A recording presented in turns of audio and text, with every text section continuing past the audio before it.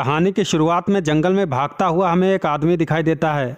तभी उसके पीछे से कोई आता है और उसकी गर्दन काट देता है। अब उस आदमी के मर जाने के बाद वो उसकी डेड बॉडी को भी उठा ले जाता है। अब अगली सुबह इसी जंगल में हमें एक फैमिली दिखाई देती है जो कि यहाँ पर पिकनिक मनाने के लिए आई हुई थी। इस फैमिली में एक भाई बहन और उनके माँ बाप थे। इनके डैड कीथ को खाना बनाना काफी पसंद था। ये अपनी फैमिली के तीनों मेंबर के लिए खाना बनाता है। वहीं उसकी बेटी एमी जो हर वक्त फोन पर लगी रहती है। कीथ जब उसे खाना खाने के लिए बुलाता है तो वो मना कर देती है। वो बोलती है मुझे अभी भूख नहीं है। इस पर उसकी कीथ से लड़ाई हो जाती है, जिसके बाद वो जंगल में टहलने चली जाती है।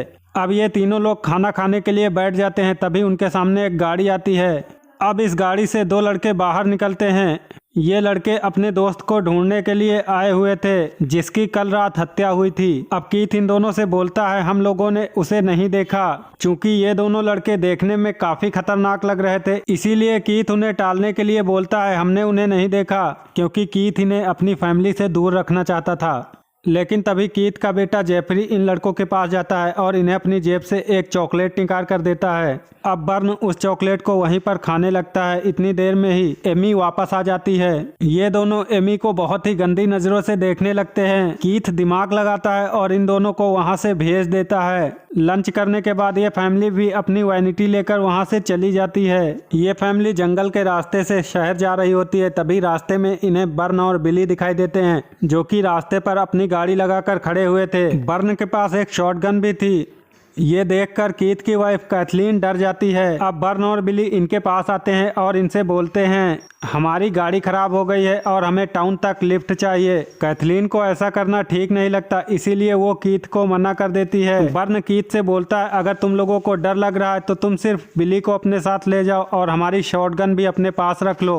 अब कीथ को लगता है उसके पास और कोई ऑप्शन नहीं है, इसीलिए वो बिली को अपने ट्रक में बिठा लेता है। रास्ते में बिली इन लोगों से बताता है थोड़ी ही दूर पर मेरा घर है और वहाँ पर मेरी दो बहनें और मेरे ग्रैंडफादर रहते हैं। अब ये लोग बिली के घर की ओर चल पड़ते हैं। वैनिटी में बैठा बिली बार बार एमी की ओर घूरे जा रहा था। जेफरी एक नोटबुक से खेल रहा होता है। तभी बिली उसके हाथ से वो नोटबुक छीन लेता है। अब बिली जब उसकी नोटबुक को देखता है तो उसके अंदर उसके दोस्त की हैंडराइटिंग दिखाई देती है। बिली कुछ और समझ पाता उससे पहले ही जेफरी उठता है और उसकी गर्दन में एक चाकू घुसा देता है। अब ये मासूम सी दिखने वाली फैमिली बिली की बॉडी के टुकड़े करने लगती है ताकि ये उन्हें फ्रीजर में रख सके। और सबसे मासूम दिखने वाली कैथलीन बिली की आंखें एमी को गिफ्ट करती है क्योंकि उसे आंखें पसंद थी।